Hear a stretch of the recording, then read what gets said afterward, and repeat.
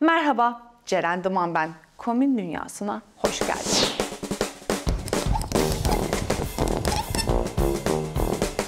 Bu bölümde sizlere belinizi nasıl incelteceğinizin tiyolarından, aralıklı oruçta yapılan hatalara, kahveyi ne zaman içerim, ne kadar içerim, içer miyim, içmez miyim sorularına cevap vereceğim. Hadi bakalım başlıyoruz.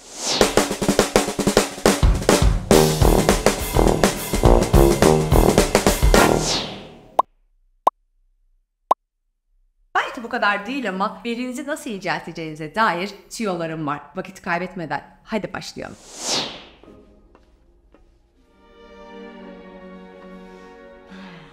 %60 ya da 70 beslenmenize dikkat ederseniz belinizin ince olmaması için bir sebep yok. Obliklerin biraz daha ortaya çıksın derseniz eğer spora mutlaka eklemeniz gerekiyor. Ama beslenmede bu işi gayet güzel çözüyor. Zaten günümüzde aralıklı oruçlar, ketojenik diyetler hepsi artık bilgi sahibi olduğumuz bir sürü diyet çeşitlerinden bir tanesi. Azıcık aç yatarsak, gün içinde kendimizi şişirmeyecek şeyleri yersek eğer, gluten ve laktozdan biraz uzak durursak ki bunları açacağım bir ileride, işte o zaman incecik bir belinizin olmaması için hiçbir sebep yok. Neden ben yediklerime dikkat ediyorum, akşam çok erken bir saatte bitiriyorum yemeği diyorsanız, hala karnımda bir kas yok, hala pörtlüyorum ya da istediğim bedene sığamıyorum.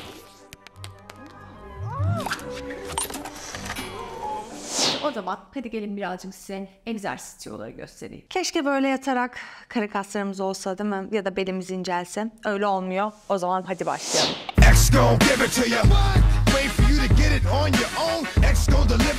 Nasıl düzgün bir duruşla belimi incitmeden belimi inceltebilirim? Şimdi ellerimi şöyle güzelce bir koydum. Aslında güçlü koydum parmak uçlarımı. Karnım içeride, iki leğen kemiğim karşıya doğru bakıyor. Ayağım uzun, ayağımı da ağırlık olarak kullandım. Evde eşiniz, çocuğunuz falan varsa durmuyorsa eğer ayağınızın üstüne bastırabilirsiniz. Sorun yok. Şimdi kalkıyorum yukarı.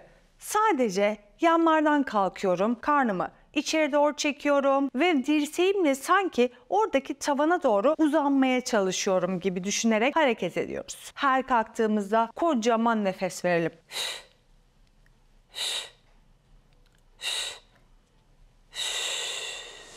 İkinci harekette iyice yukarıda artık kalıyorum. Başım, bütün omurganın devamı, boynum uzun, parmağım hedefe doğru gidiyor. Hadi küçük küçük.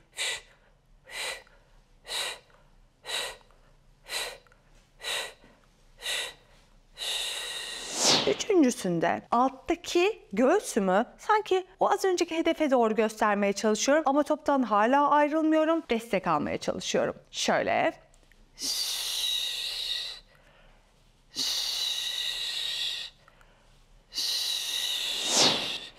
Eğer Ceren benim dur bir dakika daha hemen yan karın kaslarıma değil de birazcık böyle karnımla birlikte obliklerime yani belimi birazcık da alt karnımla birlikte inceltmek istiyorum diyorsanız hay hay. Top bunun içinde çok iyidir. İlk önce kürek kemiklerimin tam böyle altına gelecek şekilde topu yerleştiriyorum. Biraz böyle kürek kemiklerimin üzerinde oynuyor. Topuklarım kalça genişliğinde açık, göbek deliğim içeride. Yine o hedefteki olan 45 dereceye bakıyorum. Tam karşıya doğru değil. Ellerim bayağı güçlü ve kuvvetli. Hani böyle nanik yaparız ya. Aynen öyle nanikli bir şekilde duruyor. Toptan tamamen ayrılmıyorum ama 45 dereceye doğru çıkıyorum.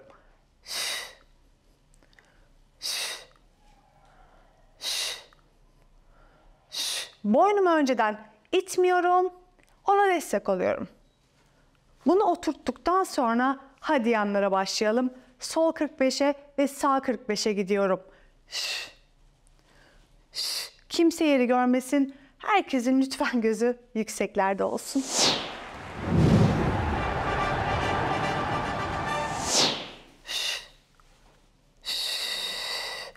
Bu bölümü geçtikten sonra şimdi tam topu kalçamla böyle yer arasında bir yere sıkıştırıyorum. Yine karnım içeride. Yine 45 dereceye gözümü dikiyorum. Ellerim aynı naniklikte devam ediyor. 45 dereceye bakıyorum ve sadece oraya doğru yükseliyorum. Bu hem alt karnımı hem yine üst karnımı çalıştırıyor. İstediğimiz gibi şimdi ince beli de ekliyorum.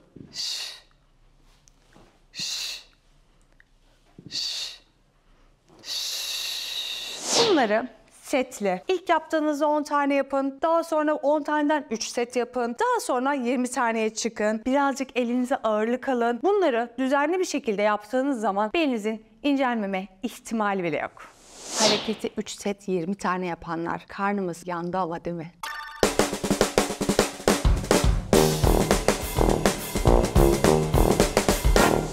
Belimizi incelttik. Şimdi asıl konumuz olan aralıklı oruç. Bu aralar çok popüler. Aslında ben de yapıyorum. Ve nelere dikkat ediyorum? Nasıl yapılır? Hepsini şimdi anlatacağım. Ve bunun sporla Ceren alakası nedir? Spora gittiğimizde aslında çoğumuzun hedefi sağlıkla beraber iyi gözükmekte oluyor. Hiç birbirimizi hani bu konuda kandırmayalım bence. O yüzden ben size birazcık bu konuyu nasıl kolaylaştırırız? İlla çok zor ya da imkansız olmak zorunda değil. Nasıl yoluna koyarız işlerini anlatacak birkaç tüyo vermek istiyorum. 2 yıl öncesine kadar 3 öğün azar azar beslenen bir kızdım. Zannediyordum ki yemezsem ayılıp bayılacağım, öleceğim. Onun zamanda porsiyonlarımı küçük tutmaya çalışıyordum. Aralara cevizler, bademler, küçük küçük hep bir şeyler koymaya çalışıyordum. Tok kalabilmek için protein barları. Ama bu sene dedim ki bir şey yanlış gidiyor. Ben biraz şişeyim. Başka şeyler yediğim zaman vücudumun tolere etmiyor. 2 gram fazla yesem sıkıntı çıkarıyor. Ne yapmalıyım? Bu arada bir şey daha var. Yani şişkinliklerin yanı sıra belli bir yaşın üstüne çıktığında ben bunu 35 plus diyorum. Bu arada bu yaş asla önemli bir şey değil. Onu tekrar söyleyeyim. Ya her şeyi yapıyorum ama bir eskisinden bir fark var. Demek ki bir şeyleri yanlış yapıyorum. Az yemek değilmiş konu fark edip kendimde ben de aralıklı oruca döndüm. Nasıl başladım? Neye evrildim? Onu anlatmak istiyorum. İlk önce şöyle başladım. Biraz böyle erken saatlerde yiyordum. Dayanamadığım için. Hani vardır ya çoğumuzda. Ay ben sabah yemek yemeden duramıyorum ya. Kötü oluyorum falan. Ben de o yüzden birazcık atıyorum şimdi 12'de başlıyorsam daha 10.30-11'lerde falan yiyordum ilk öğünümü. Öyle olunca 6 saat ya da 8 saat saymak bana biraz sıkıntılı geldiği için bu sefer orada acıkıyordum. İşte kefirler, kefirin içine atılan şeyler vesaire vesaire. Kefir içmeyin asla demiyorum çok sağlıklı kesinlikle için. Böyle şeyler yapmak zorunda kalıyordum. Dayanamıyordum. Biraz asabiyet, işte ders verdiğim üyeleri çeşitli tehditler falan. O yüzden bunların tehlikeli olduğunu fark ettim ve yeni bir düzen kurdum. Şimdi şöyle besleniyorum. Çoğumuz da aynı şeyi yapıyoruz. İlla 8 saat aç kalmak zorunda değilsiniz. 6 saatte aç kalabilirsiniz ya da o açlık süresini biraz daha kısaltabilirsiniz. Son öğününüzü erkene çekersiniz. Yani dediğim gibi mesela sabah kalktınız, atıyorum 11'de ilk öğününüzü yediniz. Daha sonra yaklaşık 6 saat saydığınızda zaten akşam 5'i bulacak. Ceren iş yerindeyim, ben eve gelmedim, çocuklar bekler falan dediğinizi duyuyorum.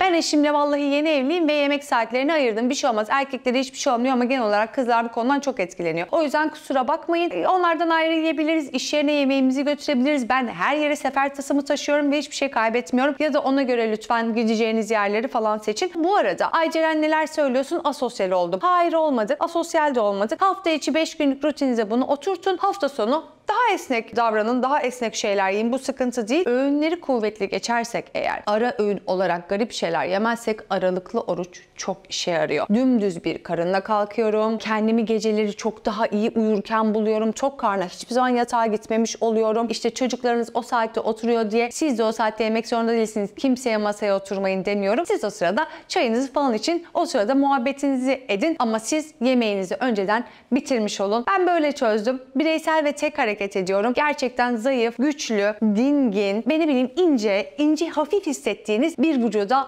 böylelikle kavuşursunuz. Kahveyi ne zaman içmeliyim?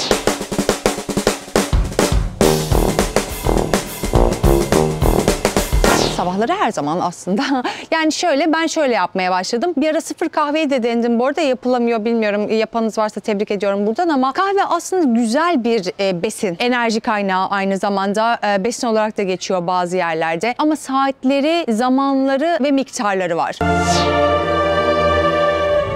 Geçenlerde bir profesörü dinledim. Bir kahveyi içtiğinizde tuvalete gidiyorsanız çok fazla içiyorsunuzdur diyor. Bizde genel olarak tuvalete gitmek için kullanılır. Biraz azaltmak gerekiyor. Şöyle aslında miktarı ne kadar olmalı? Bir tane böyle bir filtre kahve içiyorsanız bunun ikincisini içmeyin. İkincisini Türk kahvesi ya da espresso gibi böyle küçük şatlı kahvelere doğru çevirmeye çalışın. İkincisi ne zaman içeyim? Sabah kalktınız, sirkeli suyunuzu içtiniz ya da limonlu suyunuzu içtiniz. 1 saat durdunuz. O 1 saatten sonra siz uyandığınız zaman iç organlarınız aynı şekilde uyanmadı ya. Onların da şöyle güzel bir uyanmasını sağlayıp bir bekleyip her şeyimizi bir temizleyip kahveyi ondan sonra içmek gerekiyor. Ben onun içine biraz da tokluk, güzel yağ alabilmek için Hindistan cevizi yağı kullanıp içiyorum. Şöyle bir tatlı kaşığının yarısı kadar, yani çay kaşığı bir dolu diyebilirsiniz. Onu içine koyup karıştırıp içiyorum. Siz de böyle yapabilirsiniz eğer herhangi bir alerji durumunuz yoksa. Daha sonra duruyorum. Ben böyle bu tarz bir filtre kahveyi azar azar koyarak gün içinde bölerek içiyorum. En fazla saat 2'ye kadar. 2'den sonra kahveyi hiç tüketmiyorum. Birazcık 5'e kadar bitki çaylarına geçiyorum ve daha sonra sadece suyla kapanışı yapıyorum. Uyanır uyanmaz lütfen kahve içmeyin. İşe gittiğinizde için ya da yanınıza alın lütfen termosunuzla. Ceren ben uyanamıyorum, uyanırsınız. O kadar da değil. Baş ağrısı yapıyor olabilir. Çok iyi anlıyorum. Ama bir saat sonra içtiğinizde hemen kendinize geleceksiniz bence.